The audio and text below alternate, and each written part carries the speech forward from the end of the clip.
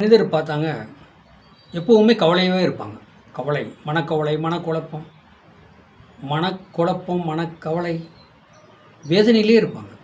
பிரச்சனையாகவே பேசுவாங்க. நல்ல வார்த்தை அவங்க வாயிலிருந்து வராது. கெட்ட வார்த்தை கெட்டது, நான் பிரச்சனையில் இருக்கிறேன், பிரச்சனை சிக்கல், இப்படியே தான் மனக்குழப்பம். இவரோட யார் சேர்ந்தாலும் அவங்களுக்கும் அந்த குழப்பம் வந்துடும். அவங்களையும் குழம்ப வச்சிருவார். மனம் தடுமாறக்கூடிய வாய்ப்புகள் இருக்கும்.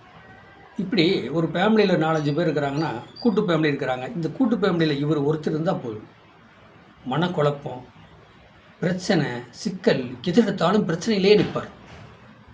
சாதகத்தில் பார்த்தா தெரியுமா? கண்டிப்பாக தெரியும். அதாவதுங்க, மனோகாரகன் சந்திரன், மனோகாரகன் சந்திர பகவான். சந்திரன் 8ஆம் இடத்துலேருந்து 6ஆம் இடத்துல 3ஆம் இடத்துலேருந்து சந்திரன் லக்கணத்தை பார்த்தாலோ லக்னாதிபதியை பார்த்தாலோ குழப்பமாக இருக்கும். சந்திர பகவான் 27 நாட்களில் ஒரு 12 பாவகத்தையும் சுற்றிட்டு வந்துடுவார். அந்த 27 நாட்களில் 27-28 நாட்களில் சுற்றி வரும்போது பார்த்திங்கன்னா, மாதத்துக்கு ஒருக்கா ஒரு 3 தடவை 4 தடவை தான் அவங்க குடும்பத்தில் ஃபேமிலியில் சண்டை வச்சுட்டு சண்டை வந்துடும்.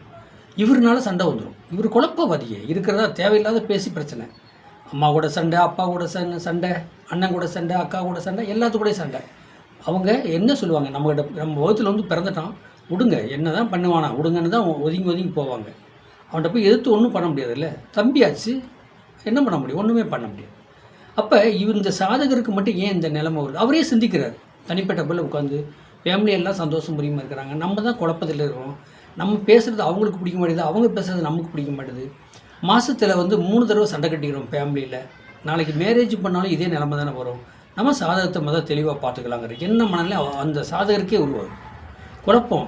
அவரே சொல்கிறார், நான் பண்ணுறதே தப்புங்க, நான் அவங்கள பேசுகிறது தப்பு, என்ன அறியாமல் நான் பேசுகிறேன், எனக்குள்ளே என்னமோ பண்ணுது, ஏதாவது கெட்ட சக்தி, கெட்ட ஆத்மாவை என் உடம்பு எடுக்கான கொஞ்சம் பார்த்து சொல்லுங்கள் அப்படின்னு சாதகத்தை கொடுத்துட்டு கேட்குறாரு ஒரு சோசியத்தை. இது எப்படி, ஏன் எப்படின்னு கேள்வி கேட்டிங்கன்னா, லக்கணாதிபதி 6க்கு போகக்கூடாதுங்க. லக்கணாதிபதி 6க்கு போகக்கூடாது. அந்த லக்கண புள்ளின்னு சொல்லுவாங்க, அது ஒரு நட்சத்திரத்தில் நிற்கும். அந்த லக்கண புள்ளி அது 3, 6, 8, 12க்கு போகக்கூடாது.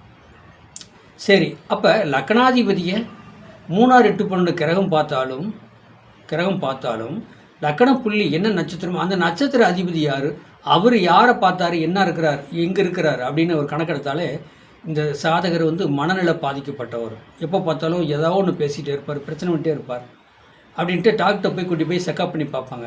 அவர் கொஞ்சம் ட்ரீட்மெண்ட்டில் எடுத்து போங்க, மாத்திரை கொடுத்துக்கிறேன், நல்லா தூங்குவார், ரெஸ்ட் எடுப்பார், போங்க அப்படின்னா அப்புறம் மாத்திரை சாப்பிடுவார், தூங்கிட்டே இருப்பார். அப்புறம் எந்திரிச்சு கொஞ்சம் விவரம் தெரிஞ்சு பார்க்கும்போது ஒரு வாரம் 10 நாளைக்கு அப்படியே சுமாராக இருப்பார்.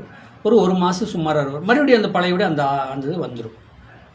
ஏன் வந்துடும் அப்படின்னு கேள்வி கேட்டிங்கன்னா, 6 கூடையும் சொல்லக்கூடாது. இப்போ லக்கணாதிபதி 6க்கு போகக்கூடாது, 6 கூடையும் லக்கணாதிபதியை பார்க்கக்கூடாது. லக்கண புள்ளி விழுந்த ஒரு லக்கணம் அப்படிங்கிற ஒரு புள்ளி, அது என்ன நட்சத்திரத்தில் விழுந்திருக்கோ அந்த நட்சத்திர அதிபதி எங்கே இருக்கார், இதை மெயினாக பார்க்கணுங்க. அப்போ இவரோட குழப்பத்தை சரி பண்ணிடலாம். அப்போ அந்த குழப்பத்தை எப்படி சரி பண்ணணும் அப்படின்னா, இந்த லக்கணம் எங்கே இருக்குது, 6 கூடைய லக்கணத்தை பார்க்குறாரா, லக்கண புள்ளி அதிபதி நட்சத்திர அதிபதியை 6 கூடையும் பார்க்குறாரா, 3, 6, 8, 12 பார்க்குறாரான்னு பார்த்து தெரிஞ்சுக்கிட்டு அதுக்கு தகுந்த மாதிரி ட்ரீட்மெண்ட் எடுக்கலாம். அவரை எந்த கோயிலுக்கு போனால் என்ன மாதிரி பண்ணால் அவர் இதுலேருந்து வெளியே வருவார், அதுக்கு மேலே கல்யாணம் வச்சுக்கலாம், மேரேஜ் அதுக்கு மேலே வரன்னு பாருங்கள். இதை இவரை ஸ்டடி பண்ணிவிட்டு அதுக்கு மேலே வரன்னு பார்த்து நம்ம மேரேஜ் பண்ணிக்கலாங்கிற ஒரு முடிவில் இருக்கும். அதை விட்டுட்டு பிரச்சனையாகவே போனீங்கன்னா இது சேஷன் பிரச்சனை, சொத்து பிரிக்கிறது, இந்த மாதிரிலாம் பெரிய சிக்கலை போய் முடியும். அதனால் ஒரு மனிதனுடைய மனநிலையை புரிஞ்சுக்கு. லக்கண புள்ளி என்ன இருக்குது, லக்கணாதிபதி எங்கே இருக்கார், 3, 6, 8, 12 பக்கம் போகக்கூடாது. போனால் பிரச்சனையானாலும் அது சாதகர். வாழ்க வளமுடன், வாழ்த்துக்கள். என்னுடைய சேனலை சப்ஸ்கிரைப் பண்ணுங்கள், பெல் பட்டன் ஆன் பண்ணுங்கள். 95 14 77 10 74 நம்பருக்கு வாட்ஸ்அப் சாதகம் பண்ணுங்கள். வாழ்க வளம்.